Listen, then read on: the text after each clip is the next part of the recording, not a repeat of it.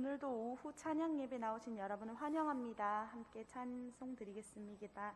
찬송가 393장입니다.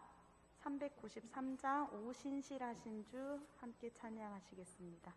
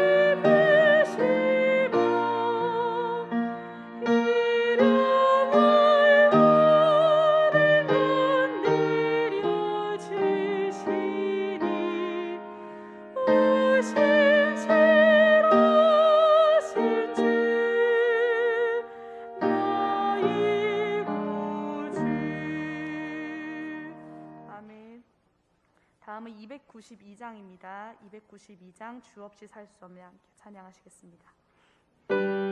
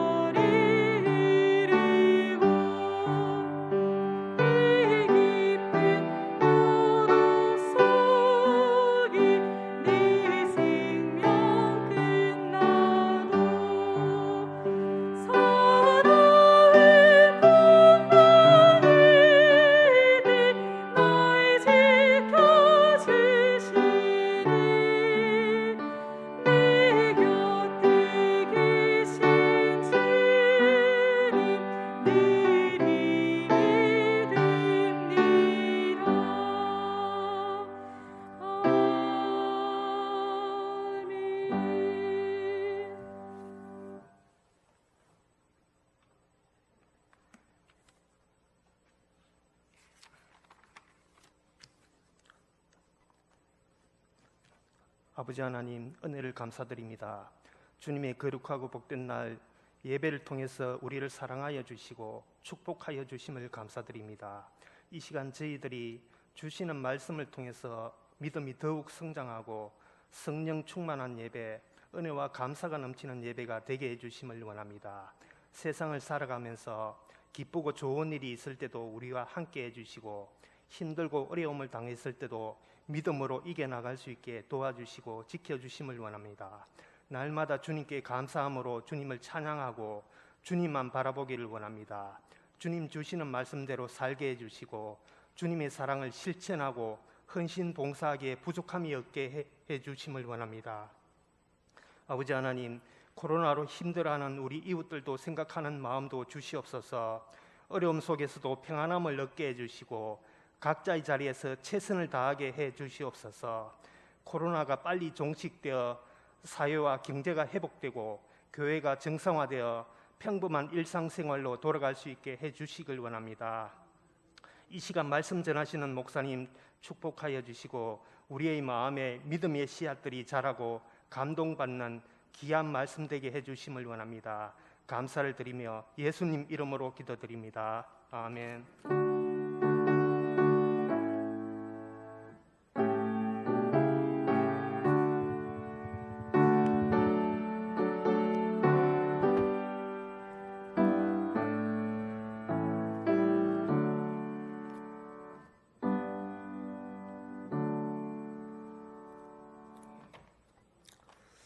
하나님의 말씀은 욥기 40장 6절부터 9절까지입니다. 욥기 40장 6절부터 9절까지. 욥기 40장 6절부터 9절, 구약성경 802쪽에 있습니다.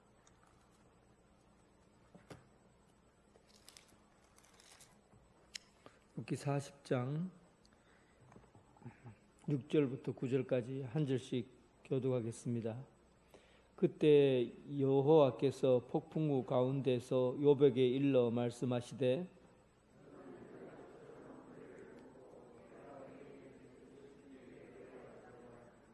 내가 내 공의를 부인하려느냐, 내 의를 세우려고 나를 악하다 하겠느냐, 내가 하나님처럼 능력이 있느냐, 하나님처럼 천둥 소리를 내겠느냐.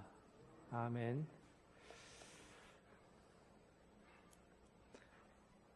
욥기를 우리가 이해할 때 하나님께서 왜 선한 사람에게 고난을 주는가, 이런 부분에서 일단 해답을 찾기 전에 먼저 그런 신학적인 논의와 결과를 이해하기보다는 일단 욥이 처한 상황에 대해서 사람을 대처하는 방법에 대해서 먼저 우리가 살펴봤습니다. 지난주에 욥이 아픔을 겪고 있을 때 세 친구가 찾아왔었어요.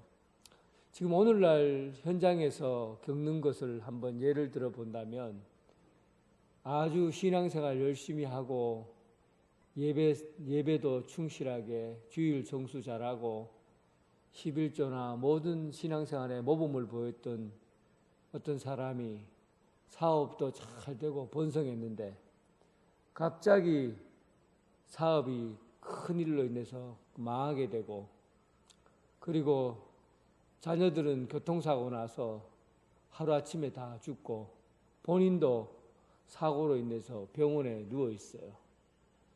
이런 현실에 처해 있을 때 이제 우리가 신방을 갑니다. 장로님들과 또 권사님도 가고 또 목사도 신방을 갑니다. 신방을 가서 처음에는 그 사람이 너무 힘들어하고 아프니까 같이 함께 있어 주다가 이제 속에 있는 말을 하나씩 이제 내기 시작한 것이죠. 엘리바스, 소발, 빌닷, 소발, 이 세 사람이 그렇게 찾아와서 이야기를 한 겁니다. 세 사람 다 공통적인 점이 무엇입니까? 그때 당시에 신학의 주류, 지혜의 주류예요. 지혜. 지혜가 어떤 방식으로 통용되었느냐 하면 그때 당시의 지혜는 하나님께서는 공평하시다, 하나님께서는 정의로우시다 라는 부분에 관해서 명확한 해답을 가지고 있었습니다. 그는 역사적으로 오랫동안 지켜온 흐름이에요. 신학적인 흐름이에요. 그러니까 선하게 하나님을 거룩함을 가지고 잘 살면은 자녀들이 많이 있게 되고 열매를 맺게 되고 또 많은 땅을 가축을 가지게 되고 그래서 부유하게 잘 살게 되고 그리고 그 잘 사는 것이 계속 후손들에게 이어지게 되는 복을 받게 된다. 그런데 도덕적으로 타락하고 나쁜 짓하고 하나님의 말씀을 어기고 지 마음대로 살면 결국은 그가 뿌린 씨로 말미암아 큰 고통을 당하게 되고 또 사업이 망하게 되고 또 건강을 잃게 되고 자녀들도 싹 없애버리는 그런 결과를 갖게 된다.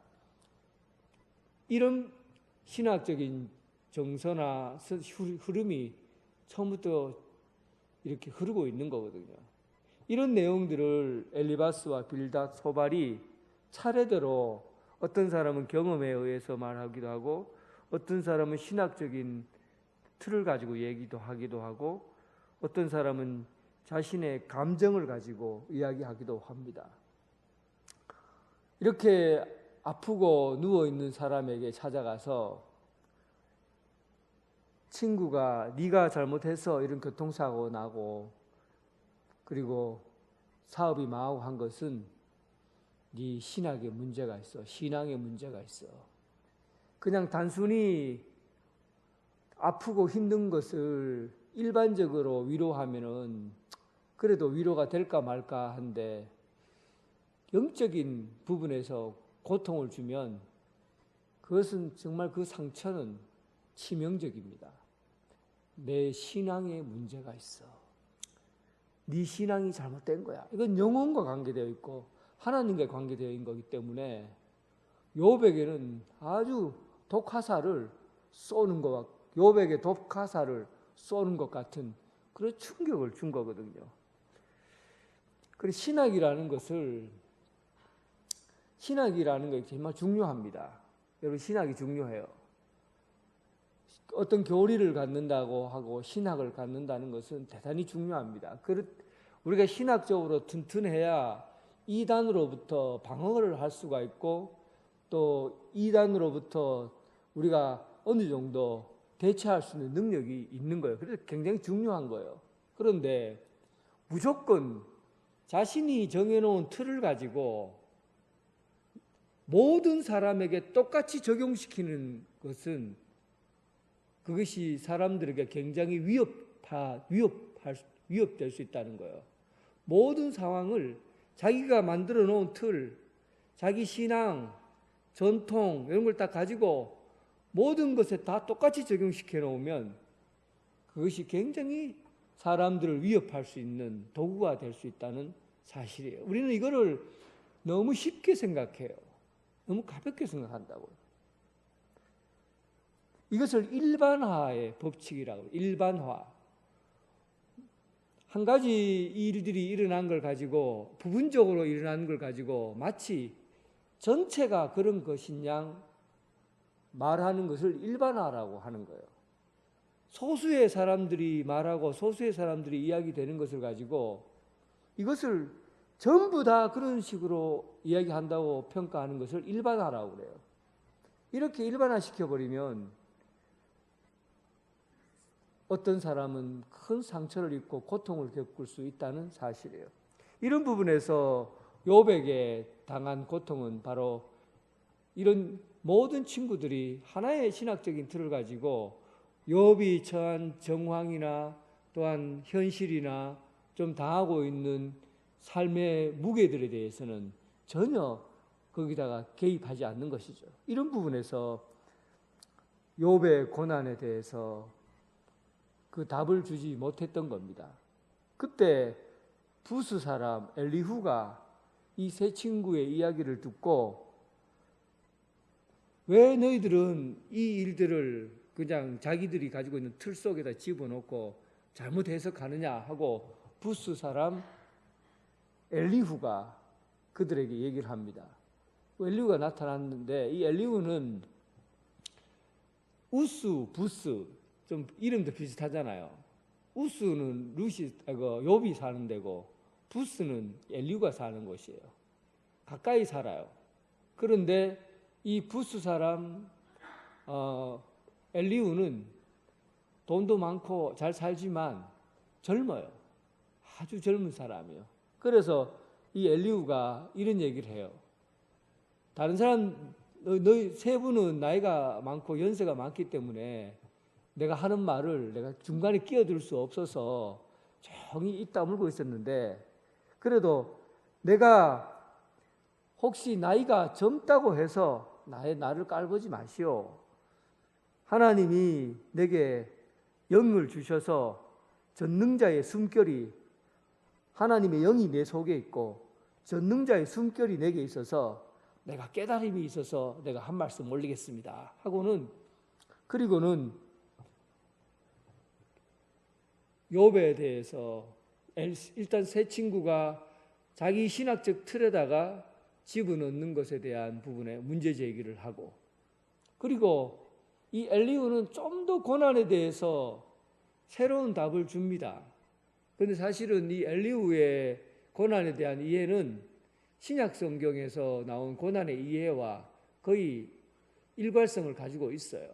그러니까 엘리후의 결론적인 이야기는 네가 지금 고난을 당하는 것은 이 고난으로 말미암아 너를 더 크게 성장시키려고 하는 하나님의 뜻이 있다. 이런 결론을 맺거든요. 그러니까 엘리후는 어쩌면 고난에 대한 이해를 자기 나름대로 답을 가지고 있었다고 볼 수 있습니다.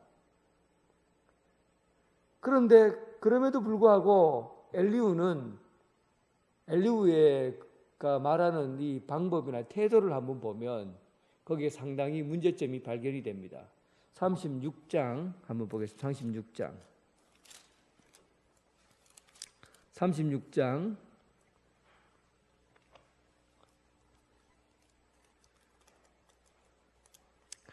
36장 3절입니다. 같이 읽어보겠습니다. 내가 먼 데서 지식을 얻고 나를 지으신 이에게 의를 돌려보내리니.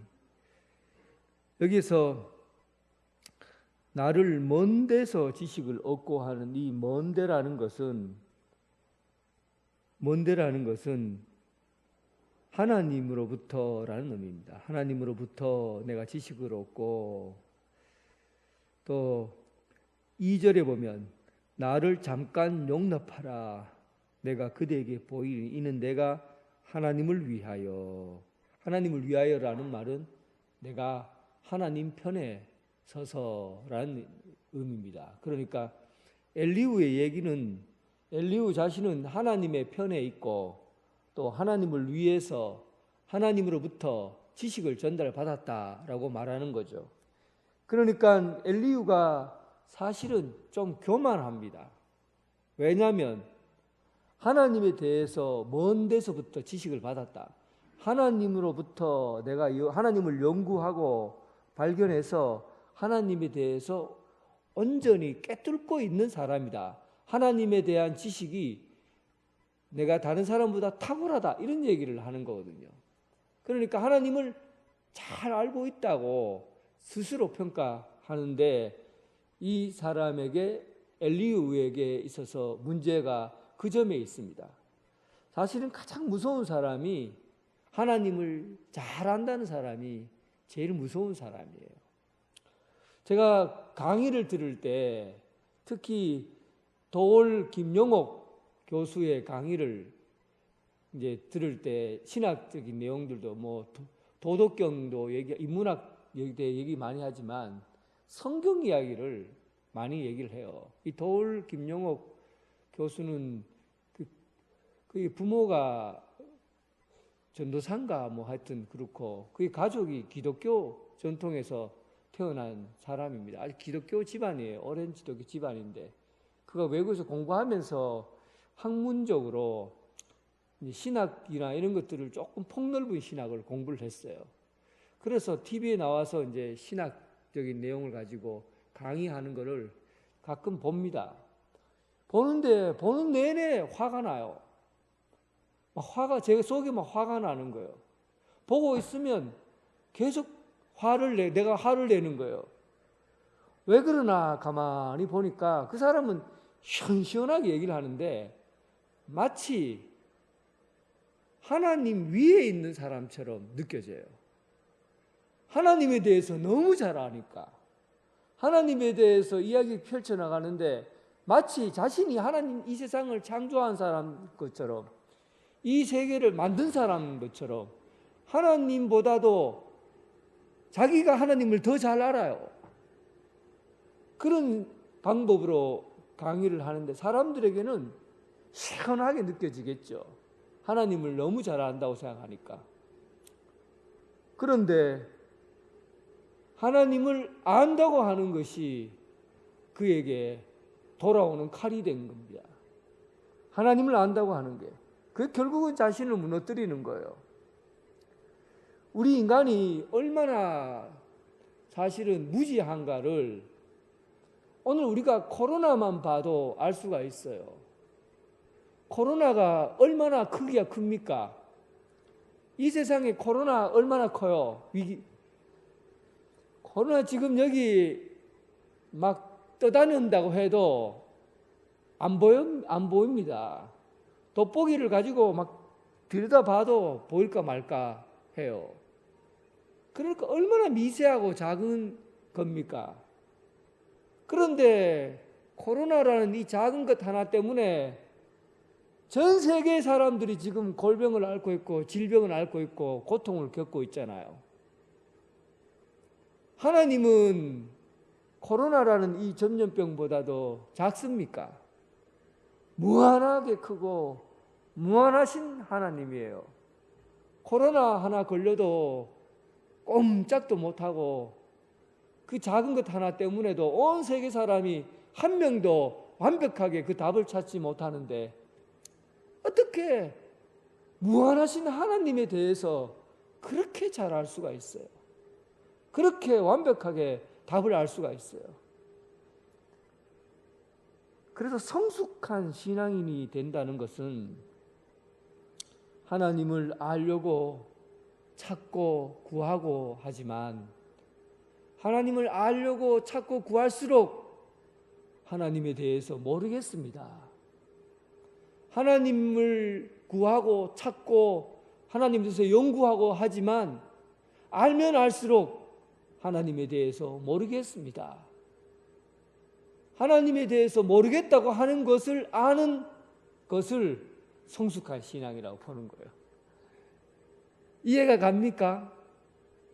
진짜 성숙한 신앙은 하나님을 알고자 찾고 구하고 하지만 구하고 찾을수록 모르겠다라는 답을 가져오면 그 사람이 성숙한 신앙인이라고요. 큰 사람은 하나님에 대해서 모르겠다라고 말하는 사람입니다. 오늘 이 얘기에 대한 답변이 하나님에 대한 답이에요.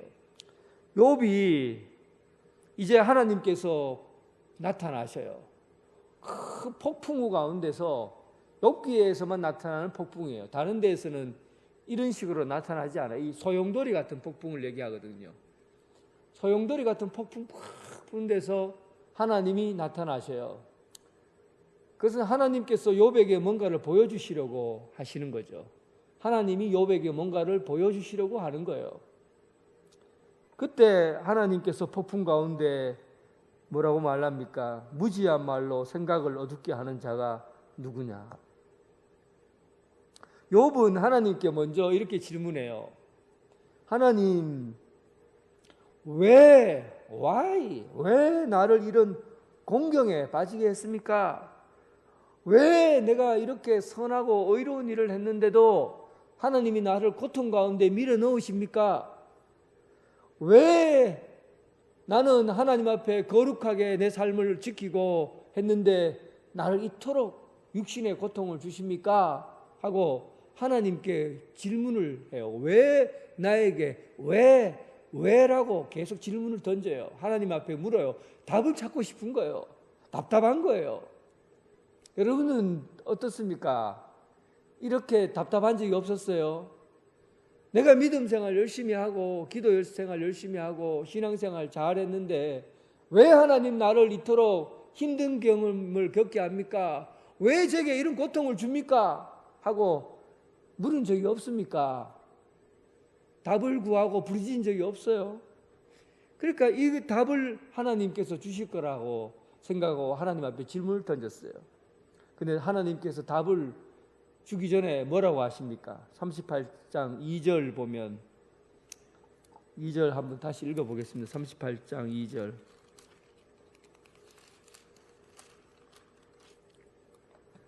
같이 읽어보겠습니다. 2절 시작. 무지한 말로 생각을 어둡게 하는 자가 누구냐? 누구냐? 이렇게 물어요. 제가 막 큰 소리 치는 거는 여러분들 지금 주무시고 계시기 때문에 큰 소리 치는 거예요. 졸지 말라고. 지금 막 졸리고 막 그렇죠. 힘이 들어요. 저도 이 시간 되면 되게 힘이 들어요. 여러분은 마음을 잘 압니다. 그러나 제가 여러분 졸지 않도록 큰 소리 칠 테니까 그때마다 눈 뜨세요. 무지한 생각을 어둡게 하는 자가 누구냐? 누구냐? 왜? 하나님 왜? 이렇게 물었는데 하나님은 who? 누구냐? why? who? 이렇게 대답하는 거예요. 대답이 아니에요. 하나님께서는 하나님 앞에 왜 나를 이렇게 해? 이러는데 하나님이 도리어 누구냐? 너는 누구냐? 여러분 욥은 질문을 던졌고 하나님은 대답을 했는데 그 대답이 서로 어긋나요.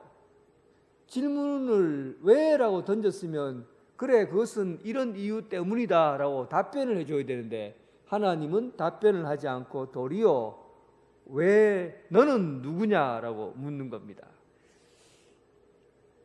여러분 욥에 있어서 그 고난을 통해 오늘 우리가 알아가야 될 것이 있어요. 하나님께서 우리에게 접근하시는 방식 이것을 우리가 알아볼 필요가 있는 거죠. 우리는 언제나 하나님께 의문점을 가지고 달려가요. 하나님 왜 나를 이렇게 하십니까? 왜 이런 일이 일어납니까? 왜 우리가 이렇게 살아야 됩니까? 왜 나에게 이런 고통을 줍니까? 하나님께 자꾸 왜라고 질문을 해요. 그런데 하나님은 대답할 때 너는 누구냐? 그런 말하는 너는 누구냐? 너는 누구냐? 이렇게 대답을 하셔요.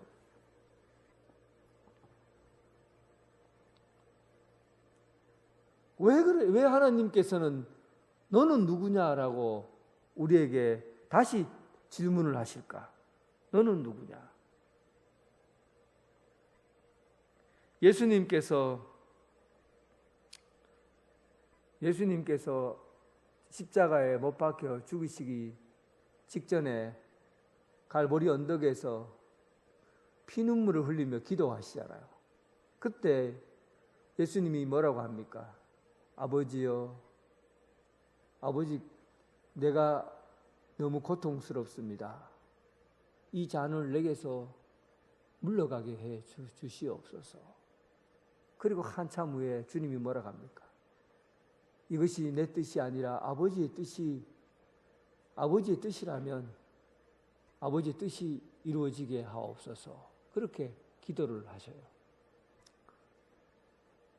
결국은 인간이 하나님 앞에 왜라고 물으면 하나님께서 너는 누구냐라고 우리에게 다시 묻는 것은 우리가 얼마나 하나님 앞에 무지한가 하는 것을 우리에게 알게 하는 거예요. 우리가 묻는 질문들은 하나님 앞에 대답을 원하지만 실제로 하나님이 펼쳐놓는 수많은 일들 가운데서 별것 아닌 것 중에 한 가지라는 사실이에요. 그래서 하나님 앞에 내가 누구냐라고 묻는 그것은 결국은 우리가 하나님 앞에 서게 되면 결과적으로는 내가 누군지를 발견하게 되는 겁니다. 내가 얼마나 하나님 앞에 어리석은 존재인지, 내가 얼마나 하나님 앞에 무지한 존재인지, 내가 얼마나 하나님 앞에 서면 아무것도 아닌 존재인지를 알게 되는 거예요. 그래서 하나님이 너는 누구냐라고 너 자신을 한번 봐라고 묻는 겁니다. 그리고는 하나님께서 그에 대한 대답으로 또 이런 설명을 해줘요. 많아요. 이 설명이 너무 많아요. 그래서 간단하게 요약하면 4절에 보면 내가 땅에 기초를 놓을 때 너는 어디에 있었느냐. 이 세상을 만들고 땅에 기초를 세울 때 욥 너는 누구냐? 너는 어디에 있었느냐? 네가 만약에 나에게 이렇게 질문할 정도로 대단한 사람처럼 생각한다면 그러면 내가 한번 다시 해야겠다. 넌 누구냐? 이 땅을 기초를 세울 때, 기둥을 세울 때 너 어디 있었나? 하늘의 달과 별들을 다 만들 때 그때 너 어디 있었냐? 봄, 여름, 가을, 겨울 계절이 때에 맞춰서 착착착착 움직여 나갈 때 욥 너 뭐 했냐? 내가 이런 일을 할 때 너 뭐 했냐? 39절에 보면 사자를 위하여 먹이를 사냥하겠느냐? 까마귀 새끼를 마련하겠냐? 까마귀가 새끼를 찾아갈 때 새끼 먹이를 줄 때 그 먹이를 누가 주느냐? 산 염소가 새끼 칠 때를 내가 아느냐? 보통 집 염소가 새끼 치는 건 알지만 산에 막 뛰어다니는 염소가 언제 새끼 치는지 어떻게 알아요? 그걸 네가 아느냐? 쭉 그런 얘기를 하시다가 베헤못과 리오야단을 끌어낼 수 있느냐? 욥이 가만히 듣고 있어 보니까 뭘 자꾸 느낍니까? 아이고 내가 아무것도 아니구나.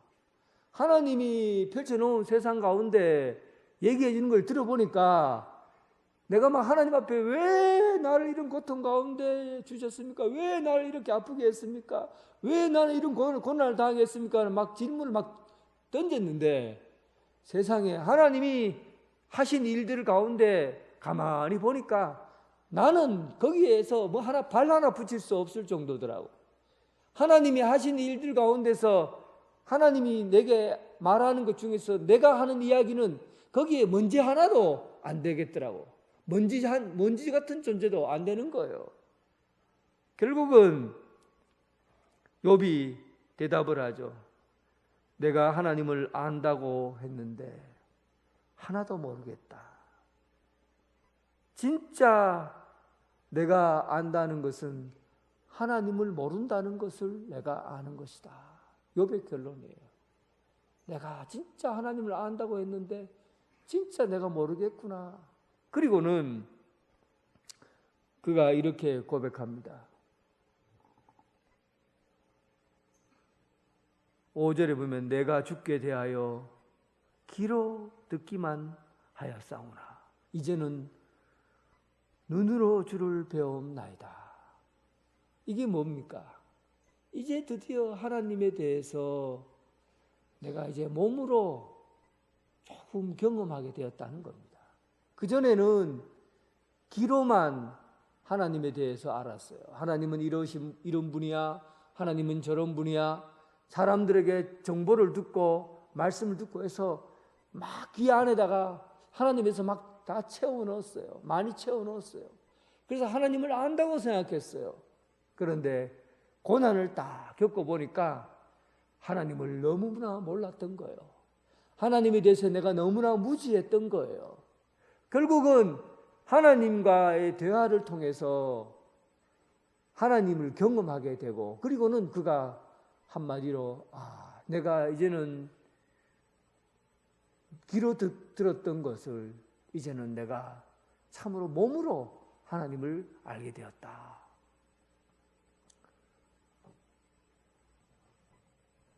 제가 스키를 못합니다. 운동을 다 잘하는데 스키를 타본 적이 없어요.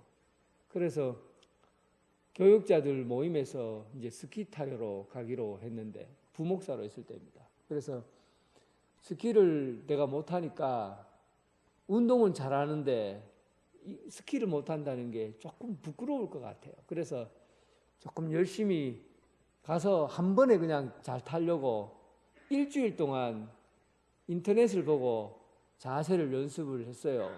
그리고 어떤 방법을 해야 될지 막 익혔어요. 아, 요렇게 하고 요렇게 하고 요렇게 하고 오른쪽으로 갈 때는 요렇게, 왼쪽으로 갈 때는 요렇게, 브레이크는 요렇게 잡고 연습을 다 했어요. 막 많이 들었어요.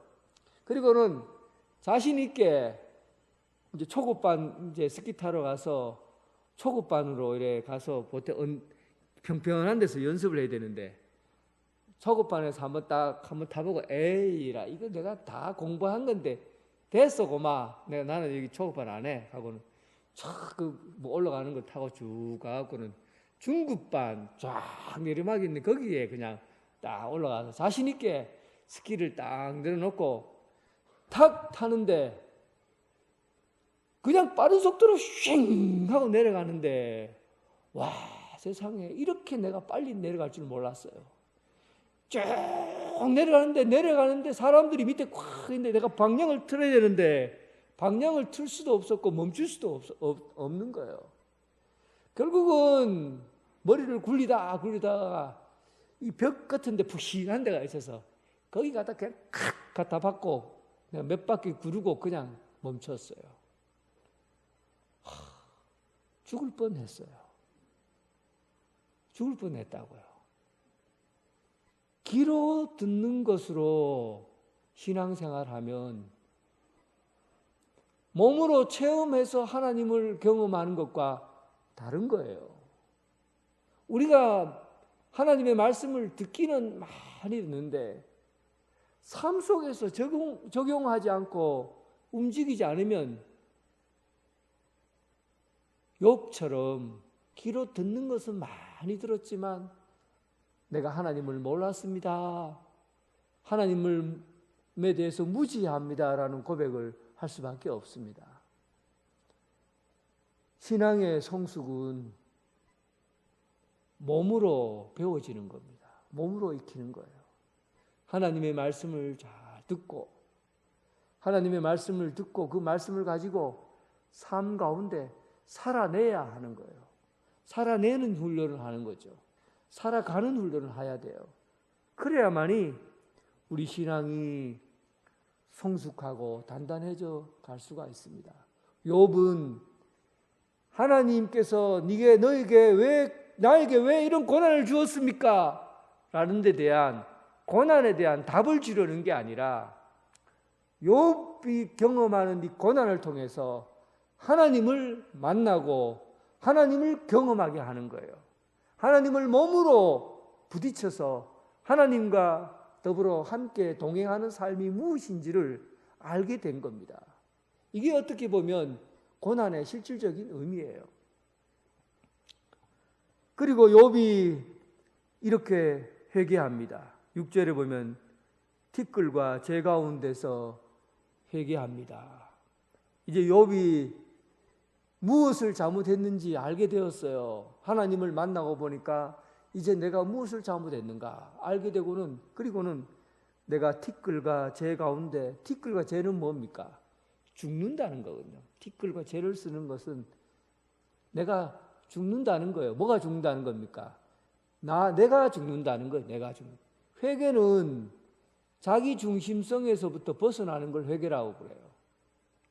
내 중심적으로 살던 것에서 하나님 중심적으로 사는 것, 이걸 회개라고 하잖아요. 사실은 인류의 모든 사람들은 다 회개해야 돼요. 왜냐하면 아담이 원죄가 이 자기 중심적인 것에부터 나온 거거든요. 하나님 말씀 중심으로 살려고 사람을 만들었는데 이게 고만 하나님을 배신하고 내가 좋아하고 내가 보고 싶어하고 내가 느끼고 싶어하고 내 감정대로 내 마음대로 하고 싶은 마음이 생긴 거거든요. 자기 중심적으로 돌아온 거예요. 이것이 어떻게 보면 원죄라고 할 수 있어요. 그러니까 모든 인간은 태어날 때부터 내중심적이에요.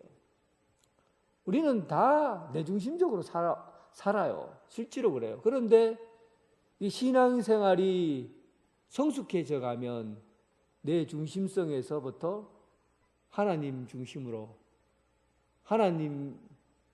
자꾸만 바뀌어 가는 거죠. 그래서 회개는 내 삶에서 하나님이 주인이 되는 삶으로 돌아서는 것을 회개라고 그러잖아요. 그러니까 욥이 이제부터 자기가 삶의 방향을 돌이킨 겁니다. 회개한 것이죠. 우주의 중심이 나로 움직이는 것이 아니라 우주의 중심은 하나님으로부터 움직인다 하는 것을 알게 되고, 그리고 하나님 앞에 회개하고 돌아오게 된 것입니다. 그리고 이제부터 문제들이 하나씩 풀려갑니다. 그 관계에서 제일 먼저 풀어지는 것이 친구와의 관계가 풀어져요. 친구는 어떻게 풀어집니까? 참 오늘 말씀을 보면 하나님께서 욥에게 말씀하신 후에 42장 7절 한번 보십시오. 42장 7절. 42장 7절 결론이라고 되어 있죠. 42장 7절 같이 한번 읽어보겠습니다. 여호와께서 욥에게 이 말씀을 하신 후에 여호와께서 대만 사람 엘리바스에게 이르시되 내가 너와 내 친구에게 노하나니 이는 너희가 나를 가리켜 말한 것이 내 종 욥의 말과 같이 옳지 못함이라. 야, 여러분 이 대답이 신비스럽지 않습니까? 대만, 소발, 빌닷 이 세 친구가 하는 대답이 하나님이 틀렸다, 옳지 못하다 그래요. 그리고 욥이 한 얘기는 옳다라고 합니다. 그 결론에 이렇게 얘기를 했어요. 욥을 하나님께서 계속 쪼는 것처럼 얘기를 하는데 결론에 와서는 빌닷, 엘리바스, 소발이 한 얘기는 옳지 못하다고 평가를 하셔요. 왜 옳지 못하다고 평가한 겁니까? 일반화시킨 것에 대한 얘기예요. 모든 신앙을 자기가 만든 틀에다가 다 적용시키는 것, 이거는 맞지 않다는 겁니다. 자기들이 그 틀을 만들어 놓고는 거기다 막 집어넣는 것에 대해서는 욥에게 똑같이 적용시키려고 했던 것, 그 말이 완전히 틀렸다는 얘기 아니에요. 그런 그런 구절과 그런 흐름들이 성경에서 흐르고 있어요. 그런데 모든 것에서 모든 방법으로 일반화시켜서는 안 된다는 거죠. 그 부분에서 욥에게 적용시켰던 부분에서 니들이 잘못했다라고 얘기를 하고 욥에게 상처를 줬다고 본 겁니다. 그리고 욥에게 칭찬을 했어요. 하나님에게 따져들고 왜 그렇습니까? 왜 나는 이렇습니까? 라고 따지고 든 것에 대해서 하나님이 칭찬을 했어요. 뭐 때문입니까?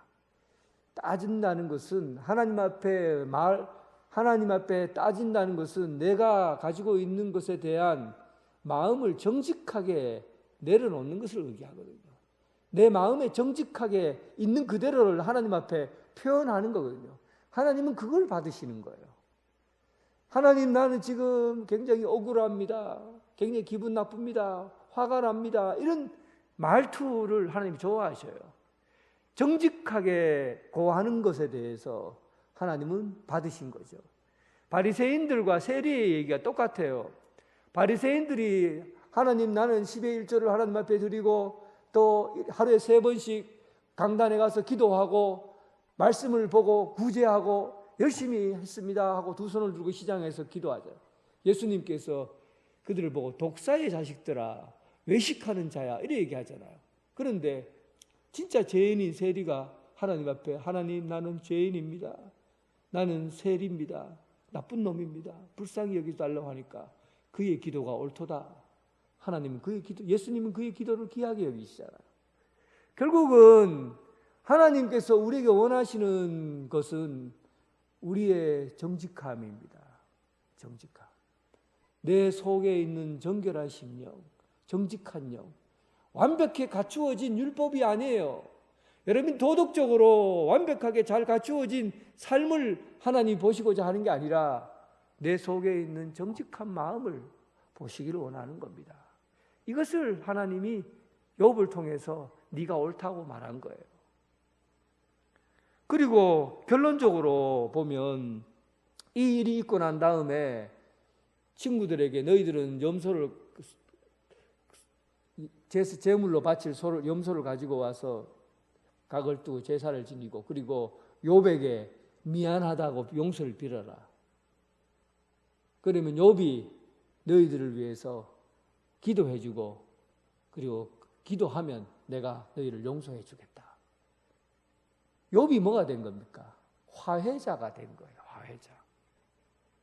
깊은 상처를 가지고 사는 사람은 또 다른 사람에게는 화해자가 되는 거예요. 그래서 저는 이 미래학자가 한 얘기 중에서 욥의 이야기를 통해서 이런 결론을 가져요. 대한민국이 큰 나라라 이런 얘기를 해요. 대한민국이 큰 나라라. 대한민국이 전 세계를 화해시키는 나라 중에 나라다 그렇게 평가합니다. 왜냐하면 오늘 이 본문으로 그렇게 얘기하는 거예요. 그러니까 큰 상처가 있는 나라일수록 큰 상처가 있는 사람일수록 그 상처를 통해서 다른 사람의 마음을 어루만질 수 있고 회복시킬 수 있는 능력이 있다는 겁니다. 그래서 하나님께서 이 세계 가운데 상처 있는 나라가 어느 누군가 보면 이스라엘이 큰 상처가 있는 나라고, 그리고 남과 북이 갈려진 이 대한민국이 큰 상처 가운데 있는 나라이기 때문에 이 세계를 중재하고 또 이 세계의 흐름을 바꾸어 놓을 수 있는 나라가 대한민국이다. 이렇게 얘기하는 미래학자가 있어요. 신학자이면서 미래학자가 있어요. 저는 그 말에 어느 정도 공감을 합니다. 욥이 그랬거든요. 큰 상처를 입고 나니까 이제 화해자가 된 거예요. 오늘 여러분 욥기는 우리에게 고난을 어떻게 바라볼 것인가에 대한 많은 이해를 갖게 합니다. 고난보다 더 중요한 것은 이 일로 통해서 하나님과 내가 어떻게 가까워질 수 있는가, 하나님과의 관계에 대해 집중을 하셔야 되고, 또 고난은 단순히 사람에게 고통을 주기 위해서가 아니라 이 세상을 화해시킬 수 있는 치료자가 되는, 중보자가 되는 그런 역할을 감당하는 중요한 역할을 하는 것이라는 것입니다. 오늘 여러분들의 신앙 가운데 신앙생활이 만만치 않다, 넉넉하지 않다 하시는 것을 여러분들 다 아실 겁니다. 그럼에도 불구하고 한 사람 한 사람 거쳐간 이들의 과정을 보면서 여러분들과 또 저의 신앙이 점차적으로 예수님 오실 때까지 점점점 자라가고 성숙해가는 여러분 될 수 있기를 주님의 이름으로 축원합니다. 화해자가 되신 예수님, 이 세상에 가장 깊은 상처를 예수님 홀로 받으시고 십자가의 그 고통 가운데 그 십자가의 짐을 지신 예수님, 오늘 우리도 주님이 당하셨던 그 채찍과 고통으로 인해서 온 인류가 평화를 누리게 되었듯이 고통 가운데 있는 이들로 인해서 평화와 화해가 일어나는 역사가 있게 하여 주옵소서. 하나님께서 대한민국 이 나라에게 고통을 주신 것은 이 세계를 중보자로 선택하셔서, 이 세계를 중보할 수 있는 중보자로 선택하셔서 주님 나라를 세워가시는 주님의 깊은 뜻이 담겨 있으리라 믿습니다. 세상을 향한 중보자로서 기도하게 하시고 세상을 향한 화해자로서 용서해주고 용서받는 그런 참된 그리스도인이 되게 하여 주옵소서. 우리가 살면서 겪게 되는 고난, 아픔, 슬픔, 고통, 이 모든 것들을 하나님께서 우리를 사용하셔서 하나님과 더 가까워지고 깊이 있는 만남의 세계로 인도해 주실 줄 믿습니다. 우리가 너무 하나님께 무지하기 때문에, 알 수 없기 때문에 모르는 세계로 걸어가는 것 같지만 결국은 하나님이 하나님과의 몸으로 만남으로 인해서 실질적으로 삶 속에서 하나님을 경험함으로 하나님의 사랑을 깊이 있게 체험하게 하여 주옵소서. 예수님 이름으로 기도드립니다. 아멘.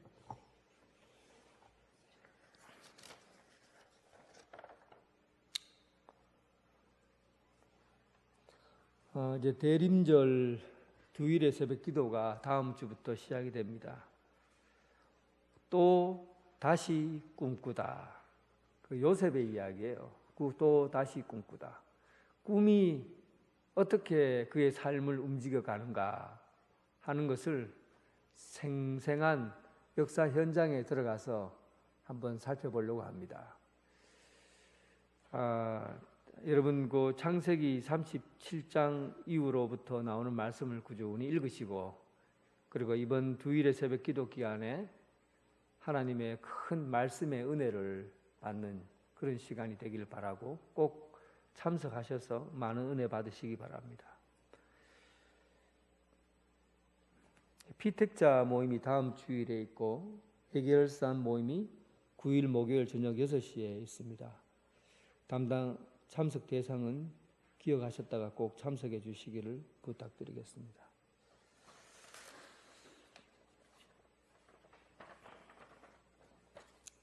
찬송가 549장입니다.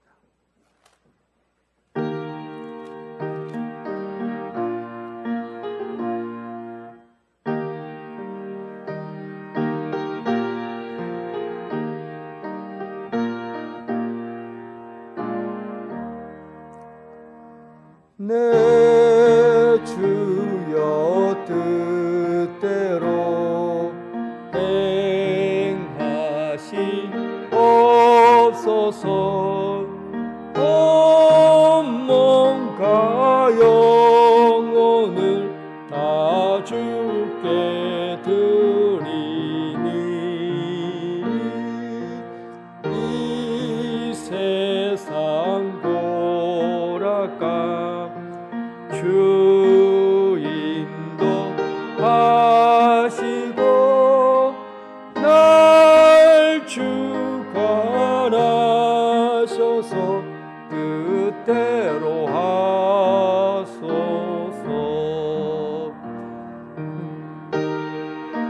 주여 뜻대로 행하시옵소서. 큰 근심 중에도 낙심케 마소서. 주님도 때로는 울기도 하셨네.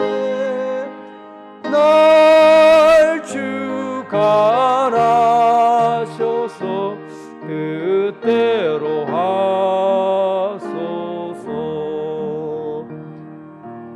내 주여 뜻대로 행하시옵소서. 내 모든 일들을 다 주께 맡기고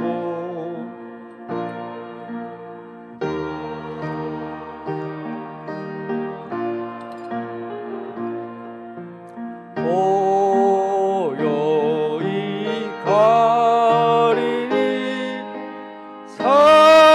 살든지 죽든지 뜻대로 하소서.